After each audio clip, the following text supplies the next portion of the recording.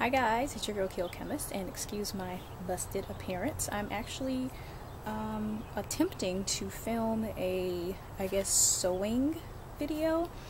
I did mention in a previous outfit of the day video that I made a dress, and I had asked if people were interested in a video, just in me talking about sewing. I don't really do tutorials, but I'm going to attempt to do a very basic, simple dress for you guys, and I really just want to show you how easy it is to take items you already have, trace them, make patterns from them, and then sew garments as a result.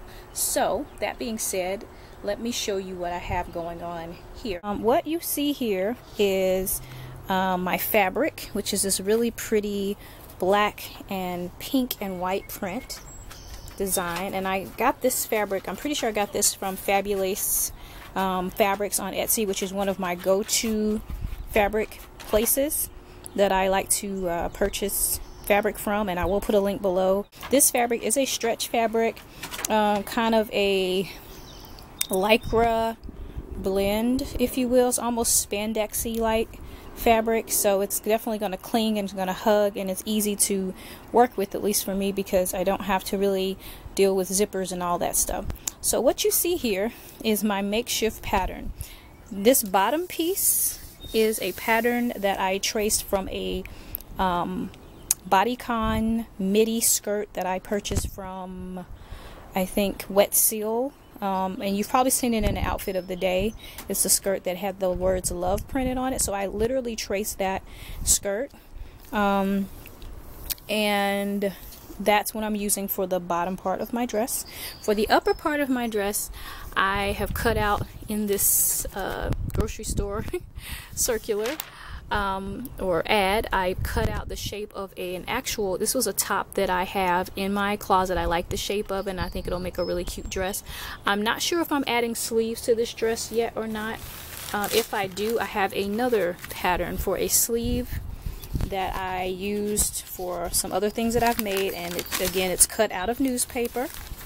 And this is usually, all of these pieces would be things that I would use if I'm making a garment out of a stretch fabric.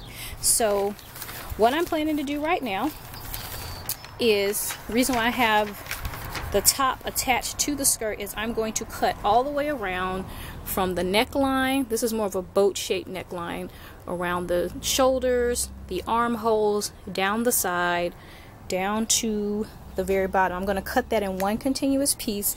This fabric is folded in half, so I'm going to cut out two of these shapes, and once I've done that, I will come back. As you can see, what I will point out is on this dress, I did not add in a whole lot of seam allowance because it is supposed to be fitted. The fabric is a stretch fabric. I've used this pattern before, so I pretty much know that it's going to fit just right. Also, the reason why I did that is because I use a overlock or overcasting foot on my sewing machine, and when I use that, what that does is I stitch at the very edge of the fabric, and it does like a zigzag edging, and it kind of gives you a look of a finished edge of a serged garment. So because of that, I did not cut into this dress a lot of seam allowance. Alright everyone, so without trying to show you too much of my messy sewing area, I did want to quickly come on and show you what kind of machine I have in case someone's curious, someone wants to ask. This is the machine that I have. It is the Brother, and it's the Project Runway Limited Edition, and that is the model number that I have. I really like it. This is the only machine I know of and have had. It has 50 stitches, I think. Yeah, 50 different types of stitches. I mainly stick with this first row, but it does have some decorative stitchings available. And it has a digital display for the stitch length and width and selection. Also, my probably favorite part of this machine is it has this little, I guess, added bonus. There's a little device here that helps you thread the needle so that you don't actually have to sit down and thread it every time. You just loop the thread all the way through the way you should thread your machine, and then you attach the thread to this little arm here, and you have to have your needle raised to a certain position. And what it does is, see how that the secondary arm around here comes around, and then it pulls, my needle's already threaded, but it pulls the thread through the needle hole and then out, and you don't have to do it yourself. So that's pretty cool. So I'm about to start sewing the dress together, and I will come back and kind of show you my progress. Alright, so before I start stitching, I just want to quickly kind of show you, even though I don't like to use pins to pin the pattern onto the fabric before I cut it, I do like to use a pin to help the fabric kind of keep from creeping over. Stretch fabric tends to creep when you stitch it, so I always try to stick a pin in certain areas when I'm sewing it, just to kind of keep it from moving over. Also, I don't know how well you can see this, but this is my overcasting foot, and you can see that I am really close to the edge of the fabric versus if you use a different type of foot where you're using a regular zigzag stitch or something like that, then you would want to sew further into the fabric for like a seam, you know, wherever you've allowed for your seam allowance. In this case, I can kind of stitch directly on the edge, and after I stitch, I'll come back and show you what that looks like. Alright, so unfortunately I wasn't thinking. I used white thread and the back side of this fabric is white, but hopefully you can see this is up close. This is using, on my regular sewing machine, using an overlock or overcasting foot. I'm able to stitch it right at the very edge and give it a nice neat edge that I don't have to clean up. And just so you can see, it is nice and stitched on the opposite side. You know, it's not gonna come apart. I mean, if I pull hard enough, you can see that I use white thread, but overall it's stitched well. So yeah guys, just wanted to share that with you. Alright guys, so I'm back and I have pretty much stitched the dress together. I have sewn the shoulders and all the way down the sides, and I used the overlock stitch both sides. And as you can see, I don't know how closely I can zoom in without overdoing it, but let me zoom back out a little bit, or zoom in a little bit. Let's see. Yeah, it's not perfect. I mean, you may have to trim a little bit along the edge, like right here, for example. I can trim a little closer to the stitch, but once I do that, it's a pretty clean, neat edge. So that's the one good thing about the overlock overcasting foot. Alright, so quickly I'm back. This is my overcasting foot. I've taken that off and I've just put my regular foot back on, and I'm gonna make sure that my stitch is on either a straight stitch or maybe a zigzag. I think I'll do a straight stitch around the armholes. Hi guys, so I'm back. Still looking busted, but you can probably tell the video quality has changed a bit. I'm actually recording on my laptop now, just because it's easier for you to see the finish. And so yeah, let's get started. Let's see the dress. So here it is. This is the finished product. As you can see, it fits me great because I made it myself, and I made it using garments that I know fit me well as the pattern. And of course, this is a stretch fabric that has a lot of stretch and give, which is really good because it, you know, hugs everything the way you want it to. So it looks like it was made just for me because I made it just for myself. So I hope you guys enjoyed this. I hope you found it helpful.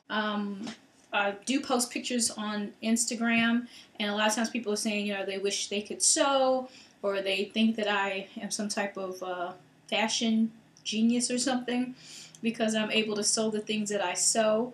And some of them are a little bit more complex and complicated than this simple dress, but what I'm doing is basically showing you that by tracing other garments that you know already fit you the way you want, using a stretch fabric, and just taking a little bit of time, you can produce something that you can actually wear.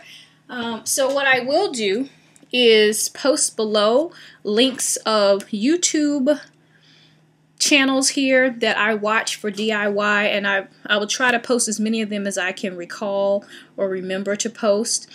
I will also try to post, what I'm going to do is probably just post a link to my Pinterest page. I actually have quite a few like things pinned there for sewing related things. So I'll post links to those below as well. I will give a quick shout out to two right off the top YouTubers that inspire me tremendously. That would be DIY Misha's channel and Mimi G's channel. And if you are a DIYer here on YouTube, you're probably familiar with them, but I will say they have been the most probably influential in me really feeling like I could sew myself. They both have Facebook groups that I'm a member of, and I just want to give a shout out to any of you guys from the Facebook groups that are watching, whether it be the Misha Boo's, DIY Misha's group, or the Make It, Mix It, Rock It, Mimi G's group.